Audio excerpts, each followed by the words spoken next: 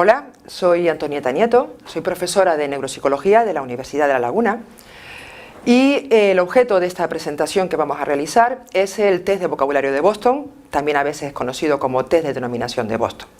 Una prueba que se utiliza para la evaluación, habitualmente dentro de contextos neuropsicológicos, de la capacidad de denominación. Vamos a ver algunos aspectos generales de la prueba, vamos después a detenernos a ver cómo se administra, algunos ejemplos de puntuación y finalizaremos con un pequeño resumen de esta presentación. La prueba de la que vamos a tratar, el test de vocabulario de Boston, es una prueba que se suele asociar a la batería para la evaluación de la afasia de Boston, pero realmente constituyen dos pruebas independientes. En este caso vamos a trabajar sobre la versión más reciente hasta el momento, que es la versión de 2001, que posteriormente fue adaptada por García Alvea al castellano en 2005. Como hemos señalado, es una prueba que vamos a utilizar para evaluar las posibles dificultades de denominación utilizando el procedimiento de confrontación visual, es decir, pedimos una respuesta de denominación frente a la presentación visual de los estímulos. Es un instrumento que se ha demostrado que es útil tanto para poner de manifiesto las dificultades de denominación que aparecen en el contexto de los síndromes afásicos, todas las afasias en mayor o menor medida presentan dificultades de denominación, pero que también puede utilizarse para la evaluación de otros trastornos. Por ejemplo, en el caso de los traumatismos craneoencefálicos, sabemos que a largo plazo una secuela frecuente es la anomia. En el envejecimiento normal, sabemos también que las dificultades de denominación van apareciendo a medida que envejecemos y en diferentes procesos de envejecimiento patológico, en diferentes demencias, podemos también encontrarnos con la necesidad de valorar la denominación. Es una prueba que se puede comenzar a aplicar desde edades relativamente tempranas, concretamente desde los 5 años de edad, y disponemos de normas para poder utilizarla en sujetos de edad avanzada. El propio manual incluye normas hasta aproximadamente los 79 años, pero además de eso hay otros autores que han ampliado este rango de edad, de manera que en la actualidad disponemos de normas para valorar personas hasta por encima de los 95 años. La versión completa es una versión relativamente larga, está compuesta por 60 ítems y están disponibles diferentes versiones reducidas. De hecho, la propia prueba, el propio test de vocabulario de Boston, incluye un formato abreviado que estaría formado por una selección de 15 ítems.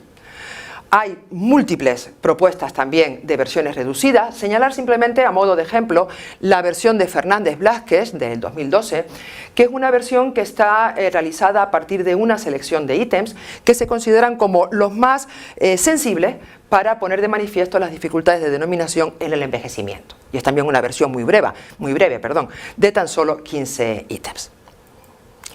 El material es un material relativamente sencillo, son 60 figuras, todas ellas representadas mediante dibujos lineales en blanco y negro, sin demasiados adornos, que representan diferentes niveles de frecuencia y de familiaridad.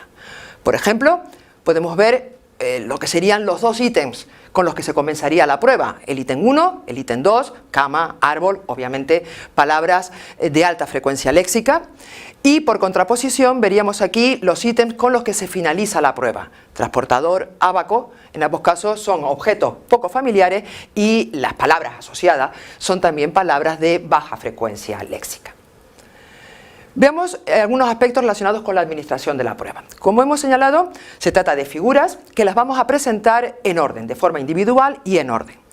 Comenzando por el comienzo real de la prueba, por el ítem 1, cuando estemos trabajando con niños de corta edad, menores de 10 años, cuando estemos trabajando con pacientes afásicos, que sabemos o sospechamos que presentan afasia, y en general comenzaremos por el ítem 1 también, con todos aquellos pacientes en los que, por los datos que tenemos, esperamos que fracase, sea probable que fracase en algunos de los ítems de esta parte inicial. Si esto no es así, comenzaremos la prueba por el ítem 30.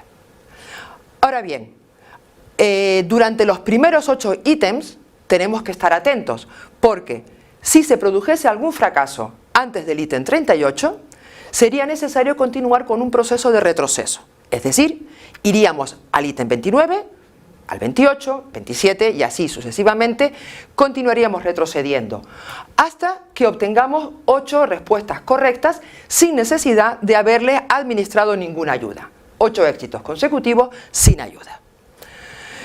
Una vez que obtenemos esas 8 respuestas correctas, retomamos la prueba, comenzando por el último de los ítems que habíamos administrado en la primera parte. Bien, la prueba continúa y la vamos a interrumpir en el caso de que nos encontremos con 8 fracasos consecutivos. Para cada uno de los elementos que vamos a presentar, les vamos a dar como tiempo de respuesta 20 segundos. Vamos a continuación a ver un poco más detenidamente las diferentes circunstancias que nos podemos encontrar a la hora de administrar la prueba. Bien, si estamos presentando el estímulo, como hemos señalado, se presentan de forma individualizada, imaginemos que estamos presentando este estímulo. Bien, frente a este estímulo podemos encontrarnos con la respuesta zanahoria. Bueno, se trataría por tanto de una respuesta correcta, procederíamos entonces a registrarla, anotar el tiempo y continuaríamos con el siguiente ítem. Pero también es probable que nos encontremos con otro tipo de respuesta. Imaginemos que se nos responde flecha frente a este estímulo, o que el paciente nos dice que no sabe realmente qué es lo que está representado, no sabe reconocer, no sabe qué es ese dibujo. En ese caso estaríamos encontrándonos con la siguiente situación. O bien no hay un reconocimiento perceptivo del estímulo, en este caso explícitamente reconocido por el paciente, o bien hay una respuesta que nos induce a pensar que puede deberse a que ha habido una mala percepción, puesto que hay una cierta similitud perceptiva entre la zanahoria que está representada y la flecha. Pues bien, en estos casos, no reconocimiento o respuesta incorrecta por un problema de reconocimiento a nivel perceptivo, vamos a pasar a dar la clave semántica. Las claves semánticas que hay que otorgar están ya previstas dentro de la propia prueba. En este caso concreto, la clave semántica sería decirle: mire, es algo para comer. Una vez que damos la clave semántica, volvemos a otorgar 20 segundos como posible tiempo de respuesta.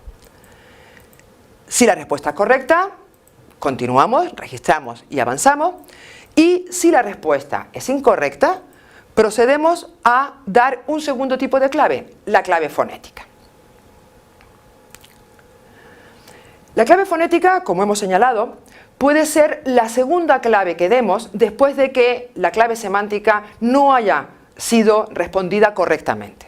Pero también puede ser la primera clave que demos. Imaginemos el ejemplo anterior. Supongamos que no hay respuesta, o bien la respuesta es incorrecta, una respuesta incorrecta que no se puede atribuir a un error perceptivo. En ese caso procedemos a dar la clave fonética. Igual que antes, las claves fonéticas están ya prefijadas y consisten siempre en la primera sílaba del estímulo del que se trate. Ante la clave fonética, la respuesta puede ser correcta, continuamos, o la respuesta puede ser incorrecta, la registramos y continuamos. Es importante registrar el tipo de errores porque eso nos puede ayudar a que podamos analizar cuáles son los errores que con mayor frecuencia presenta nuestro paciente.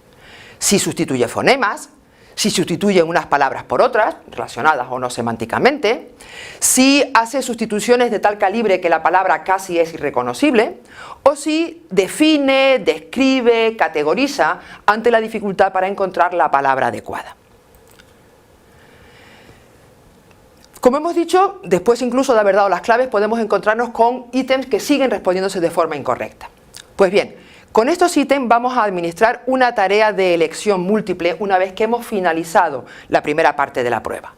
La tarea de elección múltiple, presentamos el estímulo y acompañado de 4 palabras que el evaluador va a leer en voz alta y al mismo tiempo va a señalar, que estas 4 palabras estarán asociadas semánticamente, todas ellas, a el estímulo de que se trate e incluirán, lógicamente, la palabra objetivo.